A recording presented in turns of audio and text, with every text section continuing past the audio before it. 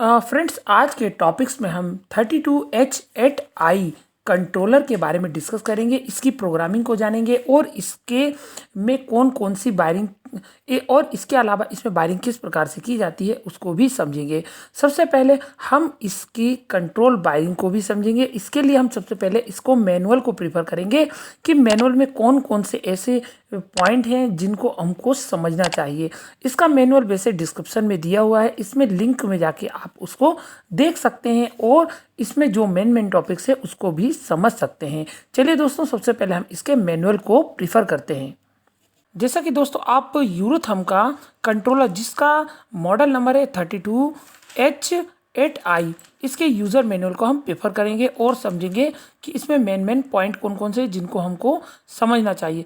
सबसे पहले हम इसके ऑर्डर को समझ लेते हैं। अगर हमें इस टाइप के कंट्रोलर को ऑर्डर करना है तो उसमें कौन कौन से ऑर्डर कोड को हमको डालना पड़ेगा जिसके अकॉर्डिंग हम सही तरीके से उसको परचेस कर पाएँ।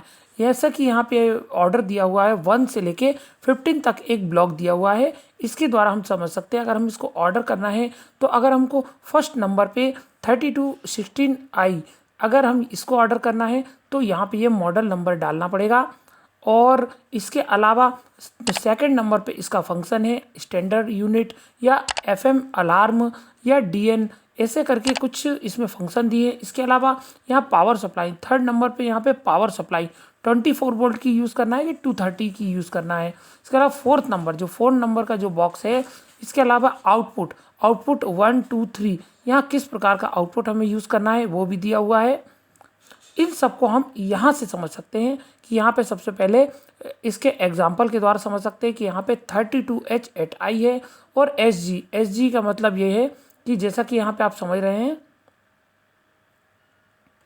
SG मतलब सेकंड नंबर फंक्शन में स्ट्रेन गेज के लिए अगर हमको ऑर्डर करना है तो SG यूज़ करेंगे।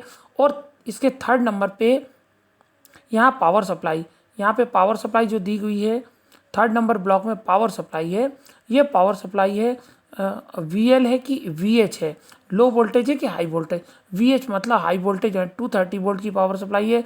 इसके अलावा फोर्थ नंबर का जो ब्लॉक है, फोर्थ नंबर के ब्लॉक में RxDX का मतलब ये होता है कि यहाँ पे आउटपुट 1 रिले और आउटपुट 3 एनालॉग आउटपुट रिले, इस टाइप के। इस प्रकार यहाँ पे अलग अलग ब्लॉक्स के लिए अलग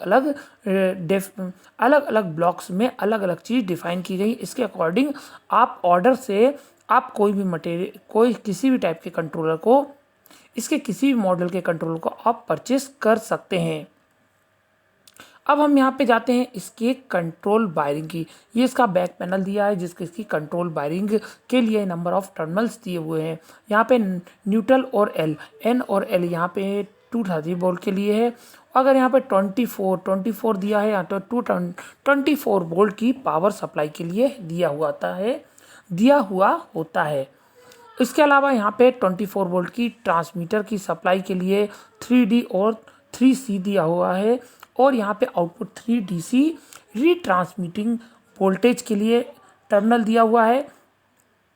इसके अलावा यहाँ पे डिजिटल इनपुट B और डिजिटल इनपुट A, ये दोनों अलार्म एक्नॉलेजमेंट करने के लिए दिए होते हैं। इसके अलावा भी बहुत से फंक्शन होते हैं जिसके लिए हम एक्सटर्नल कमांड देते हैं, उसके लिए यहाँ पे डिजिटल इनपुट दिए होते हैं।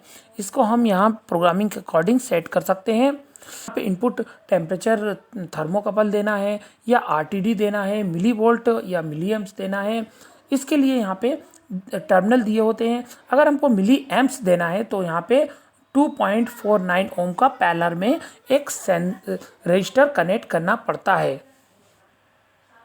इसमें स्लाइड में भी दिखाया गया है कि इसके कनेक्शन किस प्रकार से किए जाते हैं और कौन कौन से टर्मिनल पे क्या क्या कनेक्ट होता है। इसके अलावा RS485 कम्युनिकेशन के लिए भी कौन कौन से टर्मिनल यूज किए गए वो भी यहाँ दिए हुए हैं। HD, HE और HF RS485 कम्युनिकेशन के लिए है और RS232 के लिए कम्युनिकेशन भी इसके द्वारा ही किया जाता है, जिससे हम डायरेक्ट इसको SCADA में देख सकते हैं या किसी भी सिस्टम पे देख सकते हैं। वैसे ये जो कंट्रोलर होता है मल्टीपल फंक्शन के लिए यूज होता है। इसमें बहुत से तरीके से सिग्नल दिए जा सकते हैं। इसको हम चाहें तो स्ट्रेन गेज वगैरह या लोड सेल वगैरह में भी यूज कर सकते हैं। इसके अलावा डिफरेंट टाइप के सेंसर्स होते हैं, उनके आउटपुट भी इससे कनेक्ट कर सकते हैं। अब बात आती है कि यहाँ पे अगर हमको सेट करना है तो अगर जैसे किसी भी कंट्रोलर को अगर इंस्टॉल करना हो तो उसमें कौन कौन से सेटिंग्स दी जाती है, जैसा कि हम प्रैक्टिकली भी दिखा देंगे आपको प्रोग्रामिंग के द्वारा कि इसमें सेटिंग किस प्रकार से की जाती है। यहाँ पे सेटिंग्स के लिए एक मेन्यू दिखाई देगा और उसमें ये ब्लिंक कर रहे होते हैं और यहाँ पे मतलब के टाइप के थर्मोकपल, इसको हम अगर यहाँ पे जी दिया होगा तो स्ट्रेन गेज होगा और अगर इसके अगर पी दिया होता है यहाँ फर्स्ट डिजिट में पी होगा, इसका मतलब PT 100 है। और अगर लीनियर ऑल इनपुट्स होंगे 4 to 20 मिलियम्स हो तो यहाँ पे 4 होगा। और अगर यहाँ पे सी पे कॉन्टेक्ट अगर सी है तो सी का यहाँ पे डिग्री सेंटीग्रेड है, फ़ारेनहाइट या कोई परसेंटेज है। एच का मतलब ये है कि यहाँ पे जो डेसिमल पॉइंट है वो क्या रहेंगे।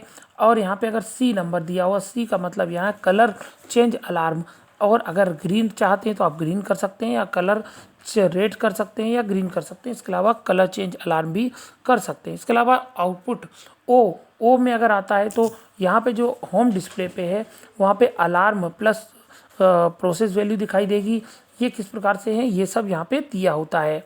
इसके अलावा सेट पॉइंट अगर सेकंड में जाएंगे, सेकंड में भी इसी प्रकार से डिजिट दिखाई देंगी। इन डिजिट के अकॉर्डिंग यहाँ पे आप इसको सिलेक्ट कर सकते हैं और अपनी एप्लीकेशन के अकॉर्डिंग इसको सेट कर सकते हैं, जैसा मैंने आपको बताया था। इसके लिए आपको इस मैनुअल्स को, इसके लिए आपको ऑपरेशनल मैनुअल को प्रीफर करना होगा, जो कि वीडियो की लिंक पे दिया हुआ है। इसमें जाके आप डाउनलोड कर सकते हैं और इसको समझ भी सकते हैं। अब यूरोथम के कंट्रोल की प्रोग्रामिंग किस प्रकार से की जाती है उसको हम यहाँ पे समझ लेते हैं। यहाँ सबसे पहले हम कोल्ड बूट करेंगे। इसके लिए हम सबसे पहले इसकी स्विच को ऑफ करेंगे और उसके बाद पेज वाले बटन को दबा के रखेंगे। जैसा कि मैंने इसको पेज वाले बटन को दबा दिया है। अब इसके बाद सप्लाई को ऑन करेंगे। सप्लाई को ऑन करने के बाद 3 से 4 सेकंड तक इसको दबा के रखेंगे और जैसे ही इसमें कोड आ जाता है, कोड वाले बटन को के बाद अप डाउन की का यूज़ करके 4 नंबर पे इसको छोड़ देंगे। जैसे ही 4 नंबर पे छोड़ते हैं तो ये सेट 1 आ जाता है। सेट 1 में नीचे जो डिजिट दी हुई है PCOC1, इसको हम चेंज करके इसको इनपुट चेंज कर सकते हैं। इसमें P मतलब RTD था, 0 और 1 का मतलब 4 to 20 मिलियम्स सिग्नल्स का है।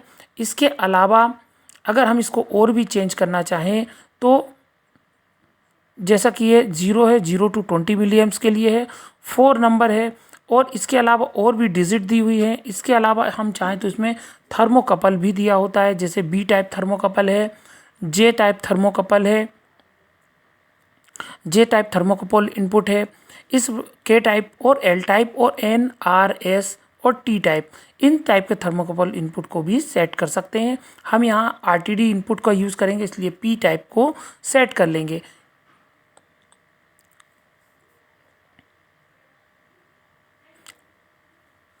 और अगर हम इसको चाहें P टाइप के इनपुट को सेट करने के बाद, क्योंकि थर्मोकपल इनपुट है तो यहाँ पे इसके बाद हम इसको डिग्री सेंटीग्रेड, क्योंकि टेम्परेचर है तो उनको C में सेट कर देंगे। इसके बाद हम यहाँ पे 0 डिजिट पे पहले चले जाएंगे।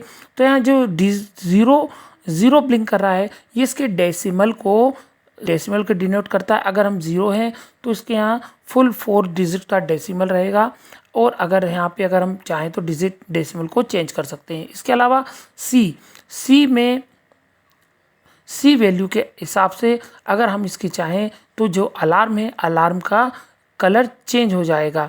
जैसे हम इसको चाहेंगे तो अगर हम सी में रखते हैं, सी वैल्यू को अगर हम चेंज कर देते हैं तो अलार्म का कलर चेंज हो जाता है।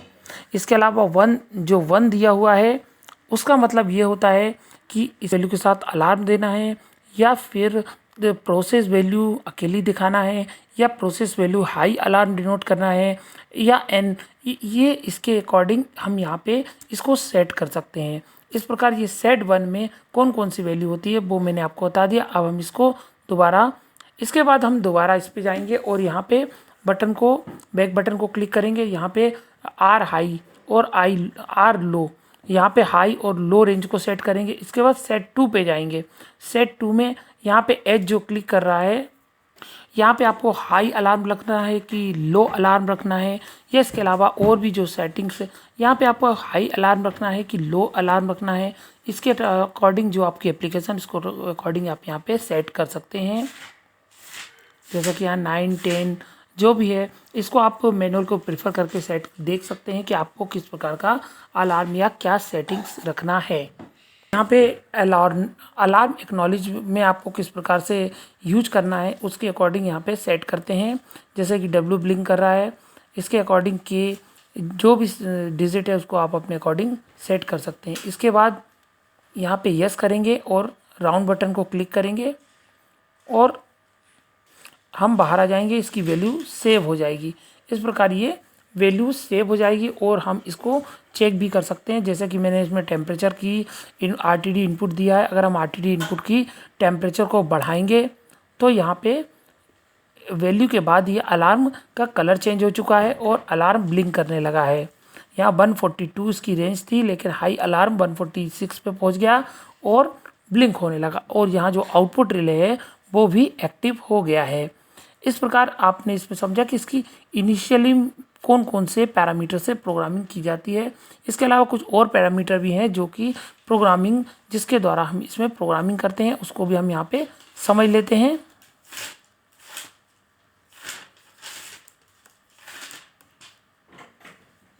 हो गया। यहाँ पे सबसे पहले पेज बटन को दबाएंगे और इसके बाद लेवल 2 पे जाएंगे। यहाँ पे कोड में 2 बटन दबाएंगे और यहाँ इसको लो हाई के हिसाब से हम सेट कर सकते हैं। अलार्म हाई रखना है कि लो पे रखना है।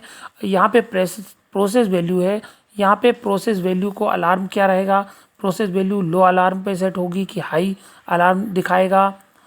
उसके अकॉर्डिंग हम यहाँ पे इसको अप डाउन की बटन का दबा के और राउंड बटन दबा के सेट कर सकते हैं। और इसके अलावा स्टोर नॉन इसको चाहे तो 1 पे भी सेट कर सकते हैं। यूनिट यहाँ डिग्री सेंटीग्रेड इस यूनिट को भी हम चेंज कर सकते हैं अपनी एप्लीकेशन के अकॉर्डिंग। अगर हम चाहें तो 420 विलियम्स भी सेट कर सकते हैं, या बार या कुछ भी प्रेशर जो भी आप चाहें तो उसके अकॉर्डिंग अपनी एप्लीकेशन के अकॉर्डिंग सेट कर सकते हैं। इस प्रकार आज आपने इस वीडियो में समझा कि यूरेथम 32HI की प्रोग्रामिंग किस प्रकार से की जाती है, इसमें कौन कौन से पैरामीटर होते हैं। आई होप मेरा वीडियो आपको पसंद आया होगा। ऐसे नॉलेजेबल वीडियो पाने के लिए चैनल को सब्सक्राइब और वीडियो को लाइक कीजिए। फिर मिलते हैं एक नए टॉपिक्स के साथ।